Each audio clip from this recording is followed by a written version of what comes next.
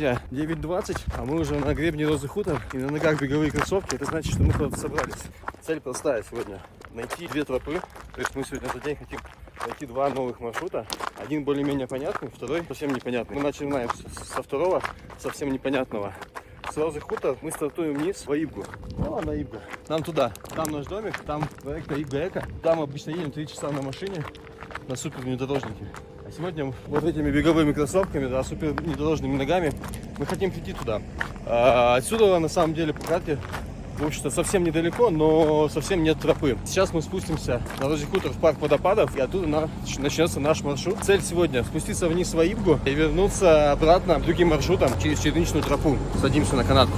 Мы в канатке спускаемся вниз на южный склон, туда, где начнется сегодняшний наш маршрут с парка водопадов Роза Хутор. Сегодня мы должны разорвать рамки для того восприятия, что все, за Розой Хутор дальше ничего нет. Сегодняшний наш маршрут — это двухдневный хороший такой походик, но сегодня за день мы должны спуститься в Ибгу, там отметить село Погранцов и вернуться по совсем другому маршруту в саму Красную Поляну. Мы не знаем на самом деле, как сегодня день сложится, какой будет лес, может быть такой бурелом будет, что мы до вечера будем лезть вниз. В общем, да, бывают такие маршруты, когда и час, и полтора идется 1 километр. Вот. Мы не знаем что, но должно быть интересно. Если еще не подписались на нас, подписывайтесь, ставьте лайки и смотрите, что у нас сегодня получится. Погнали!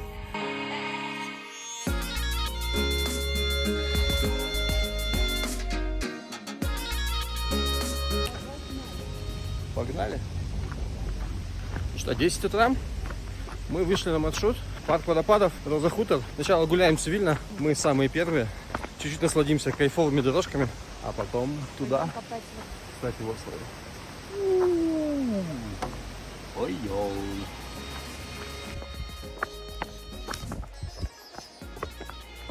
Оп.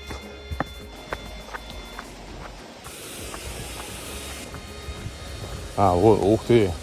Ох, слушай. Уклончик, ого, уклончик нормальный.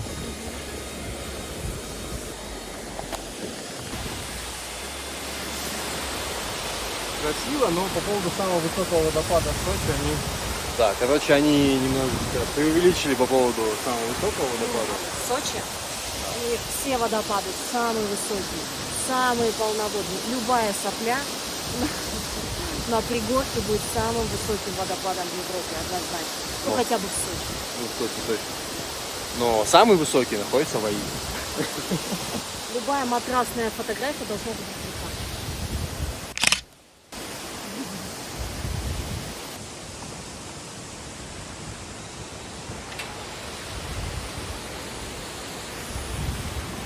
Один из вариантов пути, описанного в сети, спускались прямо вот сюда, вниз, вот туда, по ущелью. Ну, на мой взгляд, путь по реке — это всегда проблема. Поэтому мы пойдем, поднимемся на бугор, и мы будем идти вот над этими скалами по вот этому гребню. Хождение по гребню — это всегда самый безопасный путь. То есть самый опасный путь — это хождение по долине, по реке, по ущелью. Самый безопасный — по верху. В общем, мы пойдем туда, наверх, и потом будем спускаться, вон гребешочек, и там уже внизу наша Ибга. Вот здесь супер цивилизация, толпы людей, тысячи, сотни тысяч каждый день. А там в поселке живет 30 человек, и там настоящая дикая природа, и там мы, Ибга Эко. Вот эти значочки, на которых написано «Туда не ходить, там опасно». В общем, мы погнали туда. Хороший спуск всегда начинается с подъема. Нам нужно набрать 150 метров, забраться вот на тот гребень, который я показывал, скальный. И оттуда уже мы пойдем пешочком. На подъеме у нас нарисована какая-то лайт-тропочка. Ну, она вот, в принципе, читается чуть-чуть.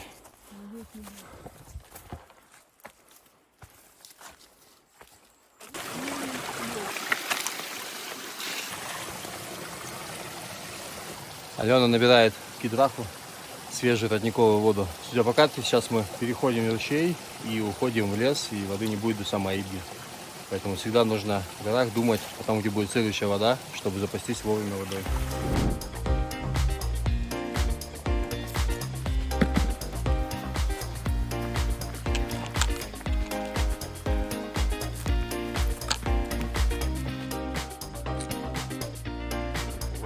Шикарный белый гриб, как сказали.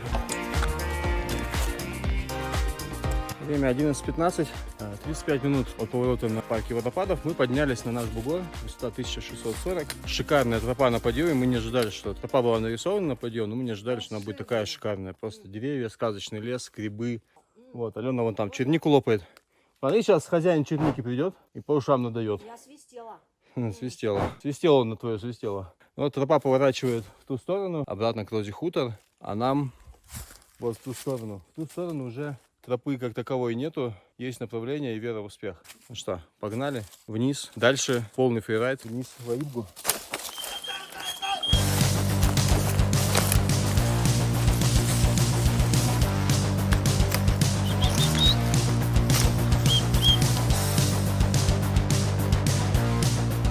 Таинственные знаки ВБ, промаркированная легкая тропка в зарослях. Кайф, потому что если бы ее не было, мы бы шли по вот таким кушерям. Мы, собственно, к этому и готовились. Вот, но сейчас мы идем, ее почти не видно тропки, но ногами она читается и везде проходится. И есть вот такая вот зелененькая маркировочка. И периодически попадаются буковки с стрелкой ВБ. Мы решили, что это водопад Безымянка. Ну, то есть, если это так, то это прям вообще просто фул и просто это прям джекпот для нас. Если до самого водопада вот так вот промаркировано, мы спустимся. Потому что идти вот по таким кустам без тропы, ну это такое прикольное удовольствие. Алена свистит свисток, потому что мы идем по зарослям черники, которая спелая, которую любят медведи.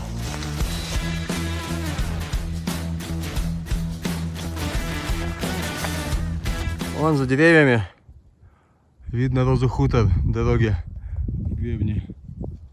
Вот она, каменный столб, Роза Пик, Обер Хутор и спуск на южный склон сюда к нам.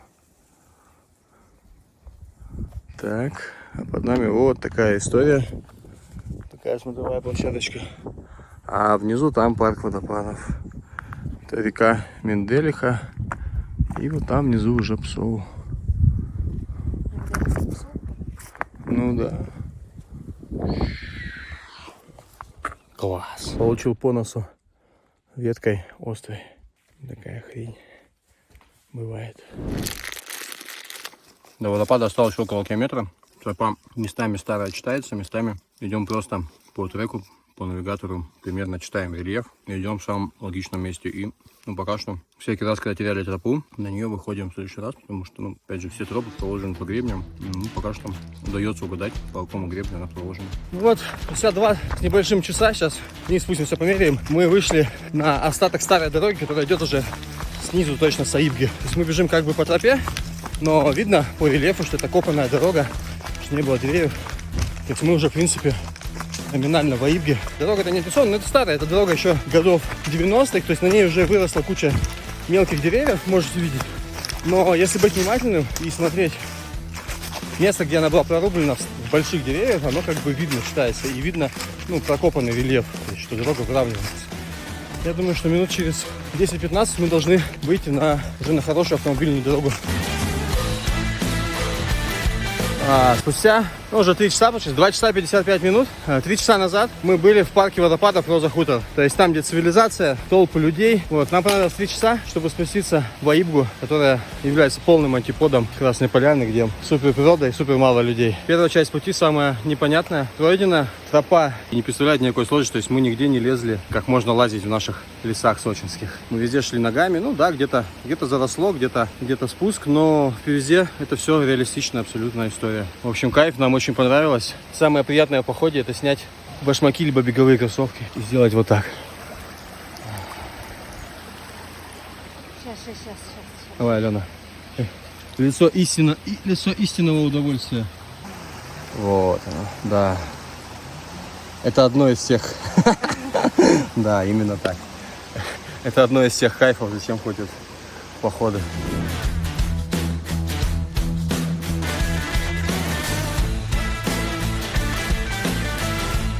4 часа назад мы были на Розе Хутор. Вуаля. Мы за электрическим забором, который не пускает к нам свинюшек. Забор работает. Травка растет. Все красиво. Твои впечатления 4 часа спустя с Розы Хутор. Вообще, конечно, неожиданно кайфово сходили. Шли, не лезли, Да. не ползли. Мы вообще думали, что может быть придется лезть. Даже веревку с собой взяли на всякий пожарный.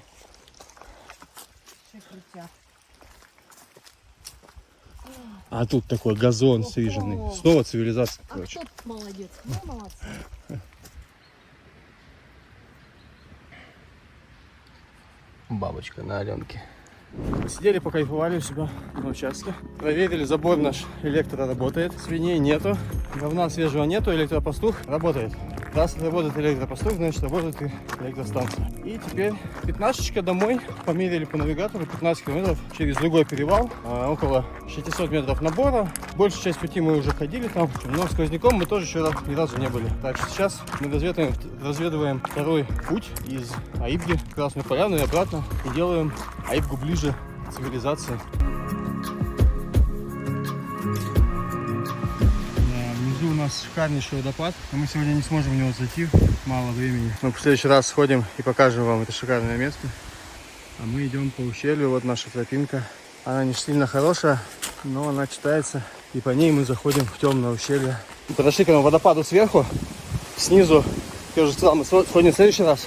В этот раз мы посмотрим на него сверху. Это верхняя струя, а нижняя струя вон туда уходит.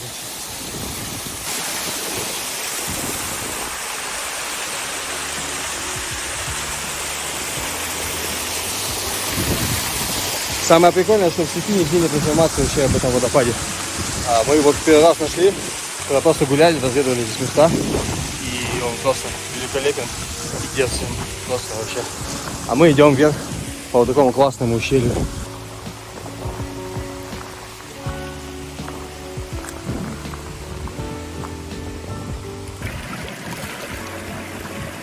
Хочется лечь туда на животик, так вот ротик открыть, как кит.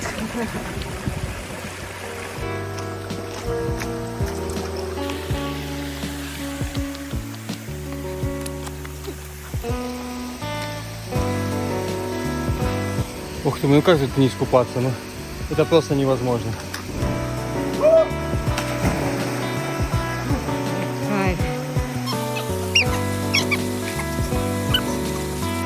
Алена сегодня сказала, что ощущение примерно как после секса. Ну, вот бывают такие ощущения в горах, как после секса. У меня нет других эмоций. А я? А как же я?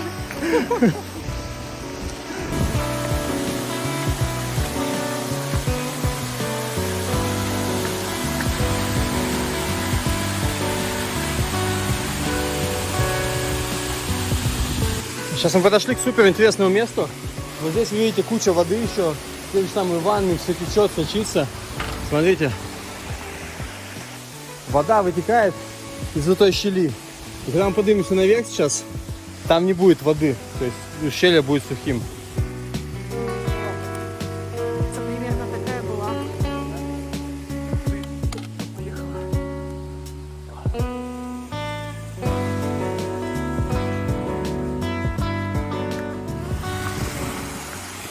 Теперь то, о чем я говорю. Вода течет из вот той щели. Теперь дальше смотрите. Вуаля! Сухое русло. Вода где-то под землей течет.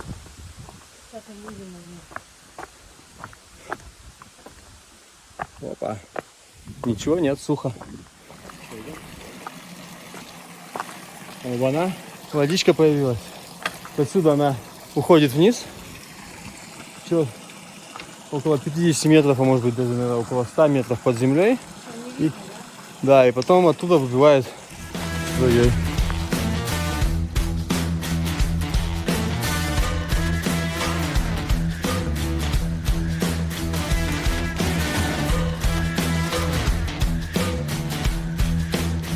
Мы идем в последний участок, наверх, который мы еще не ходили. До этого места мы доходили во время разведки. Выяснили, что ущелье проходимое, поэтому сейчас мы довольно-таки спокойно по нему бежали. Теперь кусочек, подъем на гребень и там небольшой траверс до погранпоста, где-то на той стороне уже. В погранпостах к поляне уже идет хорошая проезжабельная дорога.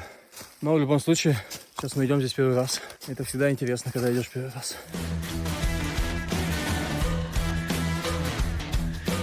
Вышли на какой-то волок или что-то. Короче, старая дорога, заросшая, но это дорога. И дорога здесь может быть только со стороны поляны.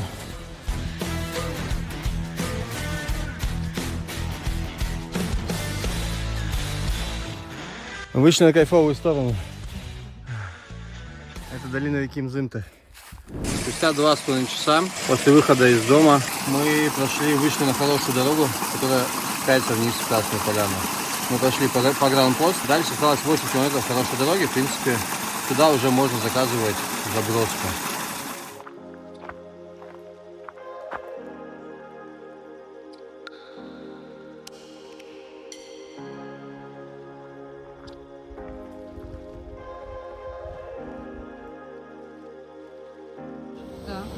Ну что, мы финишировали. 8 вечера, мы на остановке возле Красной Поляны.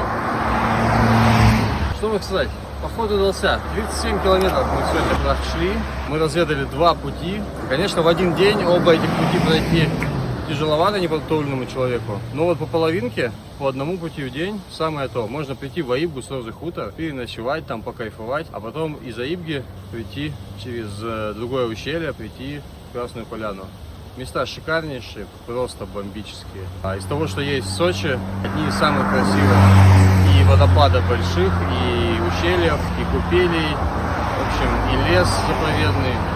Оно того стоит. Мы, не знаю, как вам видео, но мы довольны этим походом. Аибга эко. С утра мы не знали еще, где мы будем сегодня ночевать, но главное не бояться. Мы шли, искали, нашли тропу, нашли шикарные места, готовы с вами поделиться, где это, как и куда сходить. Подписывайтесь на нас, приезжайте в гости.